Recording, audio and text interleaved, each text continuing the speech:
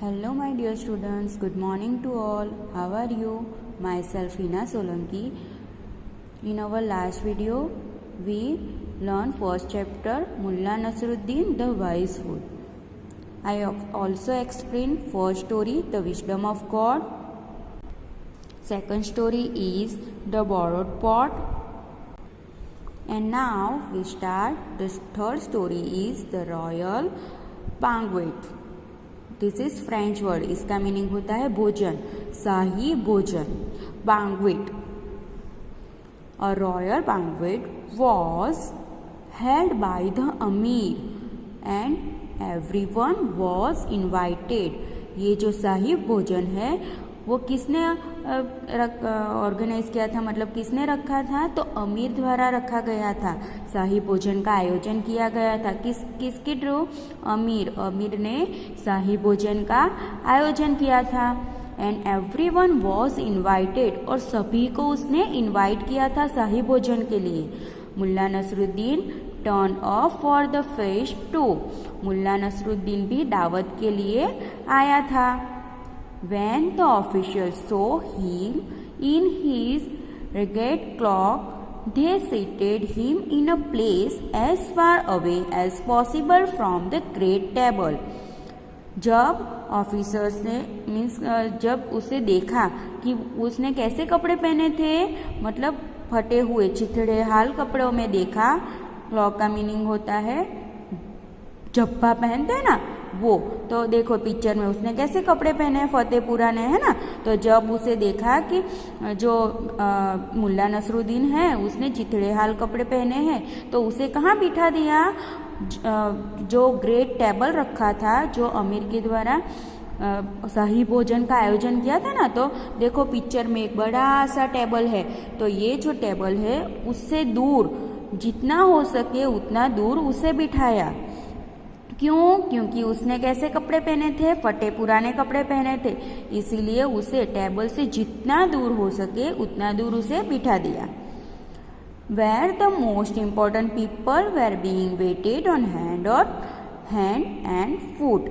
मतलब जहाँ पे मोस्ट इम्पॉर्टेंट पीपल, मतलब बहुत इम्पॉर्टेंट पीपल जहाँ पे वेट कर रहे थे. किसके वेट कर रहे? हेड और फुट से वेट कर रहे थे शाही भोजन की. टेबल से बहुत दूर मुल्ला नसरुद्दीन को बिठाया गया, जहाँ पे टेबल पे किसे बिठाने वाले थे? Most important people. Mulla Nasruddin so that it would be an hour at least before the waiters reached where he was sitting. मुल्ला नसरुद्दीन ने देखा कि वो जहाँ पे बैठा है वहाँ पे वेटर को पहुँचते हुए कितना टाइम लग जाएगा? कम से कम 1 घंटा तो लग ही जाएगा. मुल्ला नसरुद्दीन ने दूर से देखा कि वो जहाँ पे बैठा है वहाँ तक वेटर को पहुँचते पहुँचते कितने टाइम हो जाएगा? तो कम से कम 1 घंटा तो लग ही जाएगा. So he got up and went home. तो वो उठ गया और कहाँ चला गया? अपने घर चला गया. He dressed himself in a magnificent sable cloak and turban and returned to the feast. उसने क्या किया घर पे जाके? तो उसने नए कपड़े पहने, मैग्निफिशेंट मतलब अट्रैक्टिव कपड़े पहने. देन टर्बन मतलब एक पगड़ी, शाही पगड़ी पहनी, और वापस से वो दावत में आ गया. फीस मतलब दावत, वापस से वो दावत में आ गया. As soon as the heralds of the Amir saw this great sign, they started to beat the drum of welcome and to blow the trumpets in a manner befitting a visitor to high rank. मतलब जब heralds means उसका meaning क्या होगा? तो इसका meaning है official messenger. जो messenger होता है ना, जैसे कि शाही दरबार में कि राजा का कैसा मैसेंजर होता है कि कोई भी आता है तो बता देता है. तो जब मैसेंजर ने देखा तो वो उसने क्या किया कि ये कैसा दिख रहा है? अमीर दिख रहा है. तो उसने क्या किया? तो ड्रम्स बीट करना स्टार्ट कर दिया, मतलब ड्रम बजाना स्टार्ट कर दिया. उसका एक धूमधाम से उसका वेलकम करने लगे, राइट. और अच्छी तरह से उसे क्या किया? वेलकम किया. द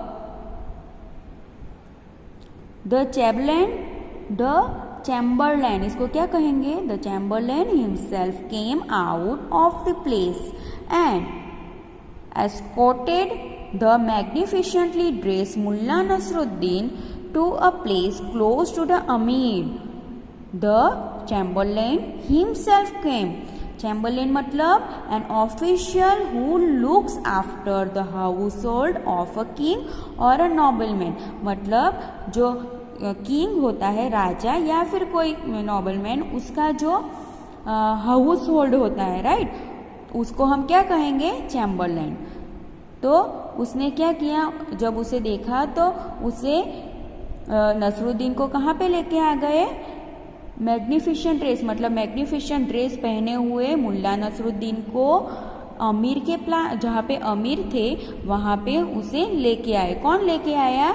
चैम्बरलैन, मतलब जो हाउस होल्ड है, राजा का जो हाउस होल्ड है वो उसे मुल्ला नसरुद्दीन को देखा कि उसने कितने अच्छे मैग्निफिशेंट कपड़े पहने हैं, तो वो उसे अमीर के पास लेके आया।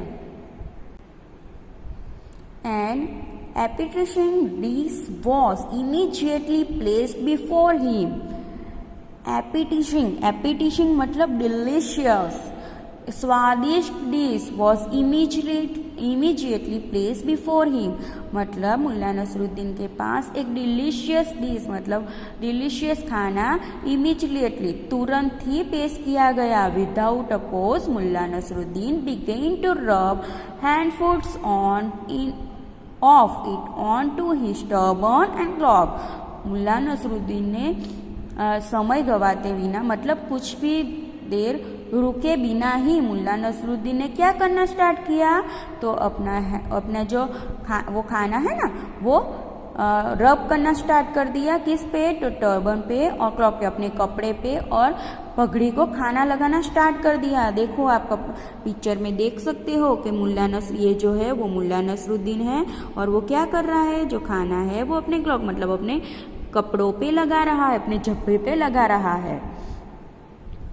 The amir said your way of eating is new to मी।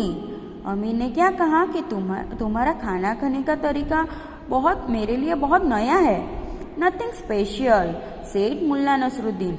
मुल्ला नसरुद्दीन ने क्या कहा कि कुछ ज्यादा स्पेशल नहीं है। It was because of the clock at that I was around to come in here, मतलब ये कपड़े की वजह से ही मैं यहाँ पे आया हूँ, राइट। ये कपड़ा, मैंने जो ये कपड़े पहने ना, इसीलिए मैं आप लोगों के सामने आ सका हूँ, वरना मुल्ला नसरुद्दीन को तो कहाँ बिठा दिया था उसने? वो पहले दावत पे कैसे आया था? फटे पुराने कपड़े पहन के आया था, तो उसे कहाँ भेज दिया था? ये जो टेबल है उससे जितने दूर हो सके उतने दूर मुल्ला नसरुद्दीन को बिठा दिया था। तो मुल्ला नसरुद्दीन क्या कहता है कि ये जो कपड़े मैंने पहने ना, उसी लिए ही मैं यहाँ पे आ सका हूँ। It was also the clock that got me the food, इसकी वजह से ही मुझे जल्दी फूड मिला है। Surely it deserves it's rightful share, तो ये राइट होगा कि deserves means it worthy of, मतलब ये खाने का असली हकदार है, राइट। मतलब इस खाने की वजह से ही मैं यहाँ पे पहुँच सका हूँ और मुझे जल्दी खाना मिला है। तो कौन डिजर्व करता है पहले खाना? तो मेरे कपड़े खाना डिजर्व करते हैं। तो it is surely it deserve it rightful share, तो मुझे उसके साथ शेयर करना जरूरी है। मोरल, तो हमें इस स्टोरी से क्या बोध मिलता है? क्या हमें सीख मिलती है? एवरीवन बी दे रिच और poor should be treated respectfully, मतलब कोई भी हो, गरीब हो या फिर अमीर हो, उसे हमें कैसे ट्रीट करना चाहिए? रिस्पेक्ट देनी चाहिए, राइट, मान देना चाहिए। या जो गरीब हो या अमीर हो, हमें उसे सम्मान देना चाहिए, राइट, दोनों को इक्वल रखना चाहिए। Specially if they our guest, और स्पेशली जब वो गेस्ट हो, जब हमारे मेहमान हो, तो वो मेहमान गरीब हो या फिर अमीर हो, उसे हमें इक्वली ट्रीट करना चाहिए, इक्वली रिस्पेक्ट देनी चाहिए। It is the duty of the host to treat everyone with equal honour, और जो भी मेहमान का जो होस्ट है, मतलब जिसने मेहमान को बुलाया है, उसकी ये फ़र्ज है कि वो एवरीवन मतलब सबको एक समान रखे, right. No one should be जज बाय हिज और हर एप्रिसियंस, मतलब किसी को भी उसकी शक्ल या सूरत से उसे जज ना करें। सबको सम्मान इक्वल रिस्पेक्ट देना चाहिए जब वो हमारा मेहमान होता है, राइट। ये स्टोरी में जो दावत रखी थी उसमें अमीर को भी बुलाया था, मतलब जो पैसेवार रहे हैं उसको भी बुलाया था, और मुल्ला नसरुद्दीन को भी बुलाया था। लेकिन मुल्ला नसरुद्दीन कैसे पहुंच गए, तो फटे पुराने कपड़े पहन के पहुंच गए। तो उसे कैसे ट्रीट किया गया कि टेबल से जितना दूर हो सके उतना दूर उसे बिठा दिया गया, राइट। उसे बिल्कुल भी रिस्पेक्ट नहीं दी। तो इसीलिए मुल्ला नसरुद्दीन ने क्या किया, तो अच्छे अच्छे कपड़े पहन के, मैग्निफिसेंट क्लोथ एंड टर्बन पहन के वापस से वो कहाँ पहुँच गए, तो वापस से दावत में पहुँचे। तो अब उन्हें क्या मिली, रिस्पेक्ट मिली, उनका अच्छी तरह से वेलकम किया गया। तो ऐसा नहीं होना चाहिए माय ऑल डियर स्टूडेंट्स। बच्चों, हमें इस स्टोरी से क्या सीख मिलती है कि हमें सबके साथ सम्मान बिहेव, मतलब इक्वल रिस्पेक्ट देनी चाहिए, या फिर वो गरीब हो या फिर अमीर हो। और वो जब हमारे मेहमान हो तब तो हमारी फ़र्ज बनती है कि हमें सबको सम्मान मतलब इक्वल देखना चाहिए, राइट। और किसी को भी हमें उसके कपड़ों से या फिर उसकी शक्ल से हमें उसको जज नहीं करना चाहिए। I hope my all dear students आपको ये स्टोरी पसंद आई होगी और आपको इसका जो कॉन्सेप्ट है वो भी आपको समझ में आया होगा। If you have any doubt and any confusion then call me, okay. इसकी जो हार्ड वर्ड है जितने मैंने एक्सप्लेन किए हैं वो मैं आपको भेज दूंगी, और वो आपको नोटबुक में लिखने हैं, इंग्लिश की नोटबुक में। एंड अभी हमारा जो नेक्स्ट वीडियो होगा उसमें हम क्या करेंगे, एक्सरसाइज एंड क्वेश्चन आंसर करेंगे, ओके। Take care. और आपको क्या करना है, ये जो स्टोरी है ना द रॉयल बैंकलेट, उसको एक बार रीडिंग करनी है, ओके। और आपको इसमें कोई भी कंफ्यूजन एंड डाउट हो तो मुझे कॉल करना। Bye, take care, stay home, stay safe.